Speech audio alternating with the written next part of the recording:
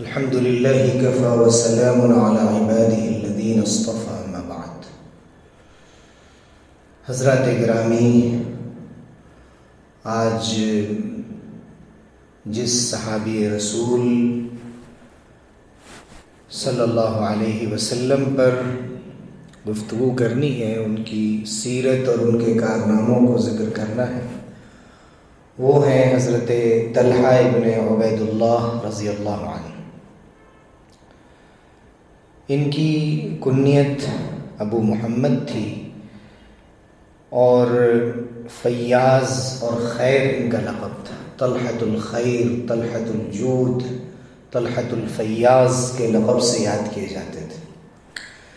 ان کی والدہ کا نام صعبہ تھا۔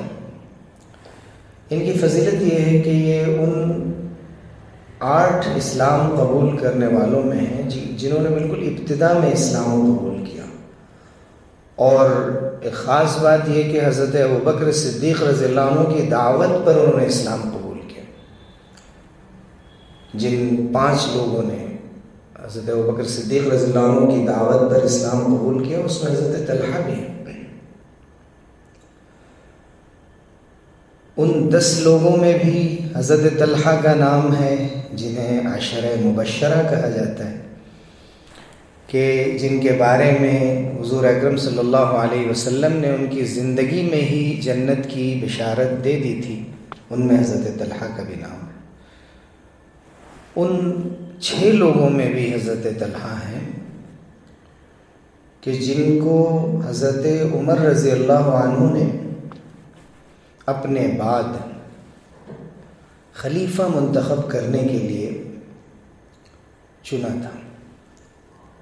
جو 6 لوگوں کی کمیٹی بنائی تھی حضرت عمر رضی اللہ عنہ نے، حضرت عثمان و علی، حضرت عبد الرحمن بن عوف، حضرت سعد بن ابی وقاص، حضرت زبیر بن عوام، ان میں حضرت طلحہ کا بھی نام ملتا ہے۔ تو اس طرح ہر اہم واقعے سے حضرت طلحہ کا نام جڑا ہوا ہے۔ اللہ تعالیٰ نے ان کو بڑا کمال عطا فرمایا تھا۔ غزوہ احد میں، جنگ جمل میں ان کا خاص کردار رہا۔ حضرت طلحہ ابن عبید اللہ رضی اللہ عنہ 17 یا 18 برس کے تھے۔ ایک تجارتی سفر پر بصرہ تشریف لے گئے تھے۔ وہاں ایک راہب نے، جو عیسائی عالم تھا، اس نے حضور اکرم صلی اللہ علیہ وسلم کے نبی ہونے کی بشارت دی تھی، اور یہ بتایا تھا کہ حضور اکرم صلی اللہ علیہ وسلم کا نام احمد ہوگا اور وہ نبی ہوں گے۔ لیکن اس وقت مذہبی چرچے اس طرح سے مکے میں نہیں تھے، اس لیے حضرت طلحہ کے ذہن میں وہ بات اس طرح باقی نہیں رہی اور نہ انہوں نے اس کی تلاش کی۔ لیکن مکہ جب واپس آئے تو حضرت ابوبکر صدیق رضی اللہ عنہ کی جو صحبت حاصل ہوئی، اور بار بار حضرت ابوبکر صدیق رضی اللہ عنہ نے ان کو اسلام کو سمجھانے کی کوشش کی، تو جو کچھ کانوں میں ان کے بعض باتیں اسلام کے بارے میں پڑی تھیں، اجمالی طور پر، مختصر طور پر، کچھ شک اور شبہ بھی تھا، ان تمام شکوک کو حضرت ابوبکر نے زائل کیا، ان کو تشفی بخش جواب دیا، اور حضرت ابوبکر صدیق رضی اللہ عنہ کے وساطت سے، آپ کے ذریعے سے وہ دربار رسالت میں حاضر ہوئے اور اسلام قبول کیا۔ اس طرح حضرت طلحہ ان 8 آدمیوں میں سے ہیں کہ جنہوں نے بالکل ابتدائی دور میں اسلام قبول کیا، اور ان 5 لوگوں میں جنہوں نے حضرت ابوبکر صدیق رضی اللہ عنہ کے ہاتھ پر اسلام قبول کیا، کہ ان کے ذریعے سے اور ان کی دعوت پر وہ اسلام کی طرف آئے۔ اسلام لانے کے بعد حضرت طلحہ بھی عام مسلمانوں کی طرح دشمنوں کے ظلم و ستم سے محفوظ نہیں تھے، عثمان بن عبید اللہ جو نہایت سخت مزاج تھا، حضرت طلحہ کا حقیقی بھائی تھا، ان کو اور ابو بکر صدیق رضی اللہ عنہ کو ایک ہی رسی میں باندھ کر سزا دینے کی کوشش کرتا تھا کہ اس تشدد کی بنیاد پر وہ اپنے نئے مذہب کو ترک کر دیں، لیکن توحید کا نشہ ایسا نشہ تھا جو اس طرح کی سزاؤں سے زائل ہونے والا نہیں تھا۔ اس لیے حضرت ابوبکر و طلحہ کو قرینان کہتے ہیں، چونکہ ان کو ایک ہی رسی میں باندھ دیا جاتا تھا۔ یہ دونوں ساتھی تھے، جیسے کہ عام زندگی میں ویسے اس سزا کے پانے میں بھی جو ان کو اسلام لانے پر مل رہی تھی۔ مکے میں حضور اکرم صلی اللہ علیہ وسلم نے حضرت زبیر بن عوام اور ان کو بھائی بھائی قرار دیا تھا۔ جیسے مواخات مدینے میں ہوئی، مکے میں بھی ابتدائے اسلام میں حضور صلی اللہ علیہ وسلم نے کچھ لوگوں کو آپس میں بھائی بھائی قرار دیا تھا، جن میں حضرت زبیر کے ساتھ ان کا نام جگہ جگہ آتا۔ حضرت زبیر بھی عشرہ مبشرہ میں تھے۔ حضرت طلحہ رضی اللہ عنہ نے مکے میں نہایت خاموش زندگی بسر کی، تجارتی مصروفیات میں رہے۔ چنانچہ جس وقت رسول اللہ صلی اللہ علیہ وسلم مدینہ تشریف لے جا رہے تھے، اس وقت وہ اپنے تجارتی قافلے کے ساتھ شام سے واپس آ رہے تھے۔ راستے میں ملاقات ہوئی، انہوں نے ان دونوں کی خدمت میں کچھ شامی کپڑے بھی پیش کیے اور عرض کیا کہ اہل مدینہ نہایت بے چینی اور اضطراب کے ساتھ آپ کا انتظار کر رہے ہیں۔ حضور اکرم صلی اللہ علیہ وسلم جب مدینہ کی طرف بڑھے تو حضرت طلحہ نے مکہ پہنچ کر اپنے تجارتی کاروبار سے فراغت حاصل کی اور ابو بکر کے اہل و عیال کو لے کر مدینہ پہنچے۔ حضرت اسعد بن زرارہ رضی اللہ عنہ نے ان کو اپنا مہمان بنایا، اور حضور اکرم صلی اللہ علیہ وسلم نے حضرت ابی بن کعب انصاری رضی اللہ عنہ سے ان کا بھائی چارہ کرایا، جو مواخات ہجرت کے بعد ہوئی تھی۔ جہاں تک غزوات کی بات ہے، اور میں نے بارہا یہ ذکر کیا ہے کہ غزوہ اس جنگ کو کہتے ہیں، اس جہاد کو کہتے ہیں کہ جس میں حضور اکرم صلی اللہ علیہ وسلم خود صحابہ کے ساتھ نکلے تھے، اور سریہ اسے کہتے ہیں جسے حضور صلی اللہ علیہ وسلم نے کسی کو قائد بنا کر جماعت کو روانہ کیا۔ جنگ بدر جو پہلی بڑی جنگ تھی اور غزوہ تھا، اس موقع پر حضرت طلحہ کسی خاص مہم پر مامور ہو کر ملک شام تشریف لے گئے تھے، کسی خاص کام سے گئے تھے، ایک روایت ایسے ملتی ہے۔ لیکن یہ بات اس وقت صحیح ہو سکتی ہے جب کہ وہ بدر میں آنے والے دشمنوں کا پتہ کرنے کے لیے یا کسی خاص مشن پہ حضور نے ان کو بھیجا ہو، تب تو بدر کی غنیمت میں ان کا حصہ بنتا تھا۔ حضور صلی اللہ علیہ وسلم ان کو بھی اور حضرت سعید بن زید کو بھی وہ حصہ دیا۔ لیکن بعض مورخین نے جو یہ بات لکھی ہے کہ حضرت طلحہ اپنی تجارت کے لیے گئے ہوئے تھے، اپنے بزنس سے کے پرپس سے گئے ہوئے تھے، تو ظاہر ہے کہ پھر اس مقصد سے اگر جاتے تو غنیمت کے مال میں ان کو حصہ نہیں دیا جاتا۔ حضور اکرم صلی اللہ علیہ وسلم نے بدر میں ان کو شریک سمجھا، اور ان کی کارگزاریوں کے باعث وہ بدر کے اجر و ثواب سے بھی محروم نہیں رہے، اور جو تھوڑی بہت منفعت حاصل ہو رہی تھی اس سے بھی حضور صلی اللہ علیہ وسلم نے ان کو محروم نہیں رکھا۔ جہاں تک احد کا تعلق ہے تو یہ وہ غزوہ ہے کہ جس میں حضرت طلحہ کے کارنامے سب سے نمایاں طور پر سامنے آئے، یہاں تک کہ حضرت ابوبکر صدیق اور دوسرے حضرات جو صحابہ کرام رضی اللہ عنہ مجمعین تھے، وہ یہ کہا کرتے تھے کہ احد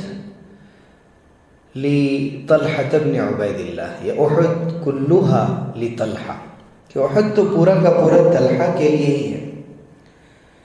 اس جنگ میں پہلے مسلمانوں کو فتح ہوئی اور کفار بھاگ کھڑے ہوئے تھے، لیکن مسلمان جیسے ہی اپنی اپنی جگہ سے ہٹ کر مال غنیمت جمع کرنے میں مصروف ہو گئے تھے، تو پھر سے دوبارہ پلٹ کر مسلمانوں پر دشمنوں نے حملہ کیا تھا۔ اس اچانک حملے سے مسلمانوں کو ایسی بدحواسی ہوئی اور ایسی بھگدڑ مچی کہ حضور اکرم صلی اللہ علیہ وسلم کی حفاظت کا بھی ان کو خیال نہیں رہا، اور جو جس طرف تھا اسی طرف سے بھاگ کھڑا ہوا۔ میدان جنگ میں صرف 10-12 آدمی ثابت قدم رہ گئے تھے، جن میں حضرت طلحہ رضی اللہ عنہ بھی تھے، اور ایک ایک کر کے جب سب لوگوں نے حضور اکرم صلی اللہ علیہ وسلم کے لیے خود کو نچھاور کیا، اس وقت اخیر میں حضرت طلحہ رضی اللہ عنہ ہی تھے کہ جو ثابت قدم تھے۔ مشرکین آپ کی تلاش میں تھے، لیکن تقدیر الہی کا فیصلہ کچھ اور تھا۔ جب انہوں نے آپ پر ہجوم کیا تو تقریباً 10 آدمی آپ کے سامنے آ گئے، اور سب ایک ایک کر کے آپ پر قربان ہو گئے۔ پھر حضرت طلحہ ابن عبید اللہ نے اپنا ہاتھ سامنے کر دیا اور تیروں کو روکنا شروع کیا، یہاں تک کہ ان کی سب انگلیاں زخموں سے لہو لہان ہو گئیں اور ہاتھ مفلوج ہو گیا۔ رسول اللہ صلی اللہ علیہ وسلم ایک چٹان پر چڑھنا چاہتے تھے، لیکن زخموں کی وجہ سے کافی ضعیف ہو چکے تھے، چڑھنا دشوار تھا۔ یہ دیکھ کر حضرت طلحہ آپ کے نیچے بیٹھ گئے اور ان کا سہارا لے کر آپ صلی اللہ علیہ وسلم اس چٹان پر تشریف لے آئے۔ نماز کا وقت آیا تھا تو آپ نے بیٹھ کر نماز ادا کی تھی۔ حضرت طلحہ رضی اللہ عنہ کے یہ کارنامے تھے غزوہ احد میں، حیرت انگیز جانبازی اور جانثاری اور شجاعت انہوں نے دکھائی تھی۔ حضور اکرم صلی اللہ علیہ وسلم نے ان کو خیر کا لقب عطا فرمایا تھا۔ صحابہ کو واقع احد میں ان کی اس غیر معمولی شجاعت اور جانبازی کا دل سے اعتراف تھا۔ جب بھی غزوہ احد کا ذکر آتا تو یہی کہا جاتا تھا یہ تو حضرت طلحہ کا مخصوص دن تھا، اور حضرت طلحہ کو اللہ کا بڑا شکر بھی تھا ان کے دل میں اس کارنامے کے لیے جو انہوں نے احد میں اللہ کی طرف سے پیش کیا تھا۔ اور حضرت عمر رضی اللہ عنہ سے بھی مروی ہے کہ وہ ان کو صاحب احد فرمایا کرتے تھے، اور ہمیشہ حضرت طلحہ بھی احد کی داستان سنایا کرتے تھے، گویا احد کے ساتھ ان کا خاص نام جڑا ہوا ہے۔ فتح مکہ کے موقع سے بھی وہ موجود تھے، صلح حدیبیہ کے موقع سے جو بیعت رضوان ہوئی اس وقت بھی موجود تھے، اور جو بیعت ہوئی اس بیعت میں حضرت طلحہ نے بھی حضور اکرم صلی اللہ علیہ وسلم کے ہاتھ پر بیعت کی۔ فتح مکہ کے موقع کے بعد جب حنین کا معرکہ پیش آیا اور مسلمانوں کے قدم اس میں بھی اکھڑ گئے تھے، اس وقت بھی جو چند صحابہ ثابت قدم رہے حضور اکرم صلی اللہ علیہ وسلم کے ساتھ، اس میں حضرت طلحہ ہے۔ تبوک کے معرکے میں بھی وہ شریک رہے، اور بالآخر جب حضور اکرم صلی اللہ علیہ وسلم نے آخری حج کیا، حجۃ الوداع، اس وقت بھی وہ موجود تھے۔ اور ان کو اتنا صدمہ تھا کہ جب حضرت ابوبکر صدیق رضی اللہ عنہ کی خلافت کے مشورے ہو رہے تھے سقیفہ بنی ساعدہ میں، تو کہیں چھپ کر حضرت طلحہ رو رہے تھے، اور ان کے اوپر ایسی کیفیت طاری تھی کہ وہ اپنے آپ کو اس سے نکال نہیں پا رہے تھے۔ حضرت طلحہ کے بعد کی زندگی کے تذکرے ہمیں کم ملتے ہیں۔ ہاں، حضرت عثمان رضی اللہ عنہ کی شہادت کے بعد جب حضرت علی رضی اللہ عنہ کو خلیفہ بنایا جانا تھا اور ان کے ہاتھ پر لوگ بیعت کرنے کے لیے مسجد نبوی میں جمع تھے، حضرت طلحہ رضی اللہ عنہ نے اس ہنگامے کے وقت حضرت علی رضی اللہ عنہ کے ہاتھ پر بیعت کی، جبکہ وہ ان کا خود بھی اپنا ایک مقام تھا اور اولین لوگوں میں تھے۔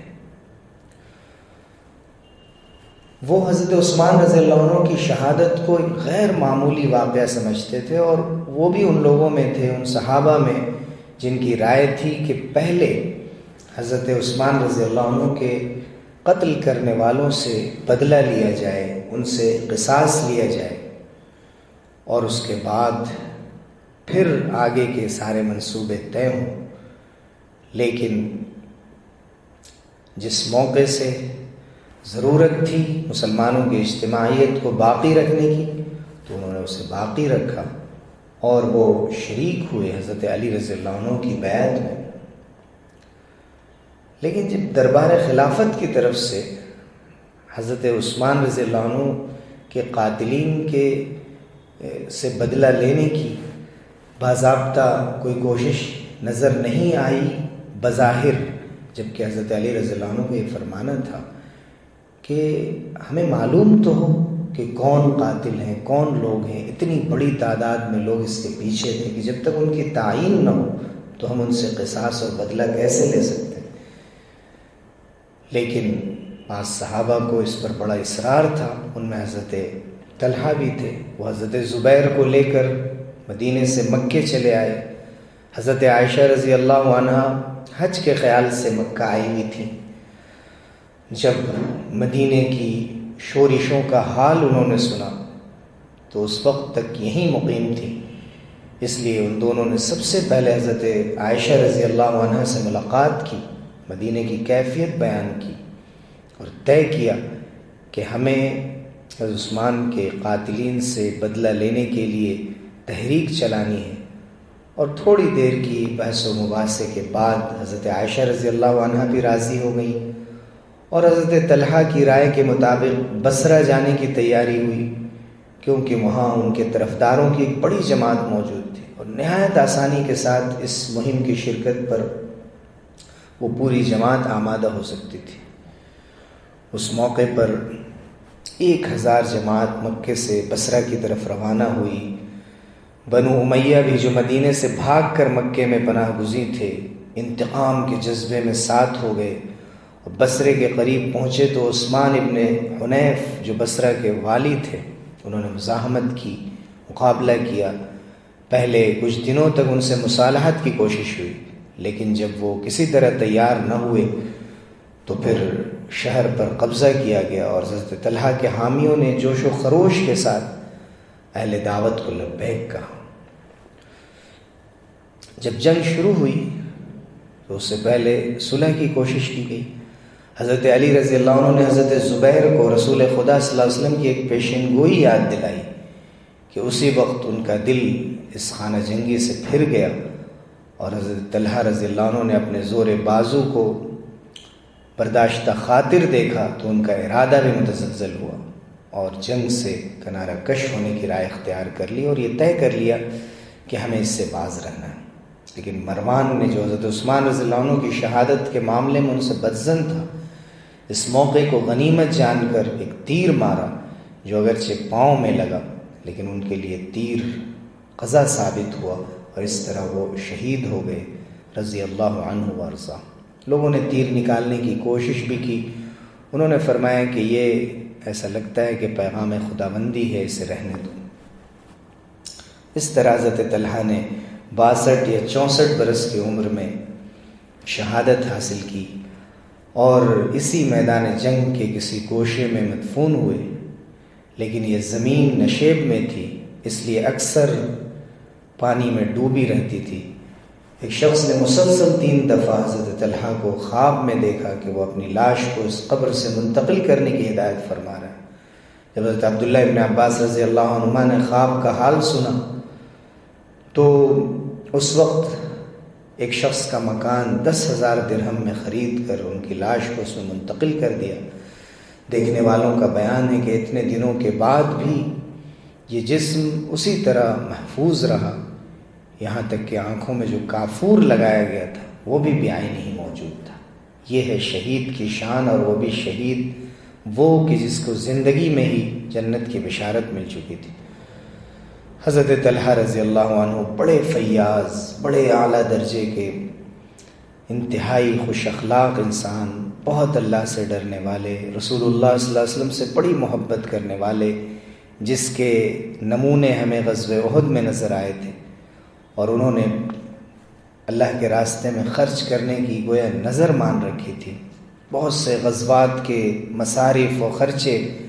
وہ اپنے مال میں سے کیا کرتے تھے، ایک بڑا حصہ، اور اس نظر کو انہوں نے اس پابندی کے ساتھ پورے کرنے کی کوشش کی کہ قرآن مجید میں جو آیت نازل ہوئی اس میں ان کی بھی مدح ہے، ان کی بھی تعریف ہے اس میں فرمایا گیا کہ رجال صدقوا ما عاهدوا الله علیہ فمنهم من قضى نحبه ومنهم من ينتظر، یعنی کچھ آدمی ایسے ہیں، کچھ لوگ ایسے ہیں کہ جنہوں نے خدا سے جو کچھ عہد کیا اس کو سچ کر دکھایا، چنانچہ بعض ان میں سے وہ ہیں جنہوں نے اپنی مدد پوری کر دی۔ حضور اکرم صلی اللہ علیہ وسلم ان کے بارے میں فرمایا کرتے تھے کہ طلحہ ان لوگوں میں ہے کہ ممن قضا نحبہ، حضور اکرم صلی اللہ علیہ وسلم کو جو صحابہ بڑے محبوب تھے ان میں حضرت طلحہ رضی اللہ عنہ کا نام بڑے روشن حروف میں لکھا جاتا ہے۔ بڑی تجارت اللہ تعالیٰ نے ان کو دے رکھی تھی اور یہ تجارت کافی پھیل چکی تھی۔ مدینہ جب پہنچے تھے تو زراعت کا بھی شغل شروع کیا، کھیتی بھی شروع کی اور بڑے پیمانے پر اس کو پھیلا دیا۔ خیبر کی جاگیر کے علاوہ عراق میں متعدد علاقے انہوں نے حاصل کیے، اور بھی اللہ تعالیٰ نے ان کو بہت نوازا تھا، یہاں تک کہ حضرت طلحہ کی روزانہ کی آمدنی کا اوسط 1000 دینار تک بتایا جاتا تھا۔ تجارت اور زراعت ان دونوں کے ذریعے سے اللہ تعالیٰ نے ان کو بے شمار دولت سے نوازا، یہاں تک کہ ایک دفعہ جب حضرت معاویہ رضی اللہ عنہ نے حضرت موسیٰ ابن طلحہ، حضرت طلحہ کے بیٹے سے جب پوچھا کہ تمہارے والد نے کتنی دولت چھوڑی، تو انہوں نے کہا کہ 22 لاکھ درہم اور 2 لاکھ دینار، اور اس کے علاوہ سونے چاندی کی ایک بڑی مقدار، اور جو جائیداد تھی باضابطہ گھر اور زمین وہ اس کے علاوہ تھی، جس کی کل قیمت کا اندازہ تقریباً 3 کروڑ درہم سے کیا گیا تھا۔ اور بھی اس سے جڑے ہوئے بہت سے واقعات ہیں۔ بہت ہی خوش پوشاک تھے، اچھے کپڑے پہنتے تھے، میانہ قد تھا اور چہرے کا رنگ سرخ اور سفید تھا، بدن خوب گٹھا ہوا، سینہ چوڑا، پاؤں نہایت پرگوشت، ہاتھ کی انگلیاں غزوہ احد میں شل ہو گئی تھی جیسے کہ ذکر کیا گیا۔ حضرت طلحہ رضی اللہ عنہ نے یہ ثابت کر دیا کہ انہوں نے اللہ کے راستے میں زندگی بھی گزاری، زندگی کے لمحات بھی، اور جان بھی اسی کے نام پر دی، اور انہوں نے جو مقام ان کو اللہ کی جانب سے ملا تھا اور جن اہم واقعات میں وہ پیش نظر آتے ہیں ان کا یہ صلہ ہے، اور ان کا یہ حق ہے کہ ہم زیادہ سے زیادہ ان کی زندگی کا مطالعہ کریں۔ یہاں تک کہ بعض روایتوں میں تو یہاں تک فرمایا گیا کہ من سرہ ان ینظر الی شہید یمشی علی وجہ الارض فلینظر الی طلحہ بن عبید اللہ، کہ جسے کسی زندہ شہید کو دیکھنا ہو وہ طلحہ ابن عبید اللہ کو دیکھے، اور انہوں نے واقعی اسے کر کے دکھا دیا اور اس خوبصورتی کے ساتھ زندگی گزاری کہ زندگی کا کوئی لمحہ اللہ تعالیٰ کی یاد سے اور اس کی راہ میں قربانیوں سے دور نہ لے جائے۔ ہمیشہ اللہ اور اس کے رسول کے لیے اپنے کو انہوں نے نچھاور رکھا اور ہر موقع سے جب بھی ضرورت پڑی پیش رکھا۔ اسی لیے حضور صلی اللہ علیہ وسلم سے یہ بھی روایت ہے کہ طلحۃ والزبیر جارایا فی الجنہ، کہ طلحہ اور زبیر جنت میں میرے پڑوسی ہوں گے۔ یہ واقعات ہمیں نہ صرف معلومات فراہم کرتے ہیں، ہماری معلومات میں اضافہ کرتے ہیں، بلکہ ان سے ہمیں یہ بھی سبق ملتا ہے کہ ہمیں موجودہ زندگی میں جو اللہ تعالیٰ نے دے رکھی ہے اور موجودہ حالات میں کس انداز سے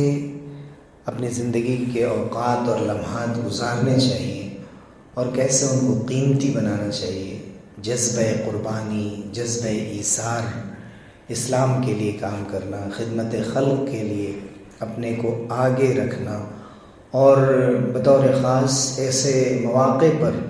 کہ جب لوگوں میں مایوسی ہو، لوگ مستقبل کے اندیشوں میں گھرے ہوئے ہوں، اس وقت ان کو حوصلہ دینا، اور مشکل ترین حالات جو اسلام پر آئے ہیں اس وقت صحابہ نے کیسے قربانی دی تھی اور جانثاری کے نمونے پیش کیے تھے۔ آج ضرورت ہے کہ ان کو تازہ کیا جائے، ان کو بار بار ان کا تذکرہ کیا جائے، تاکہ ہمیں اپنی یہ زندگی اور اپنی دولت اتنی قیمتی نہ لگنے لگے کہ ہمیشہ ہر وقت اور زندگی کے اکثر اوقات ہم انہی کے لیے اپنا وقت صرف کر رہے ہوں۔ اللہ تعالی ہم سب لوگوں کو اس بات کی توفیق دے کہ ہم دن اللہ کے راستے میں اس طرح گزاریں کہ وہ اسلام کے کام آئے اور لوگوں کے کام آئیں، اور راتیں اللہ کے سامنے رونے میں اور گڑ گڑانے میں اور عبادت میں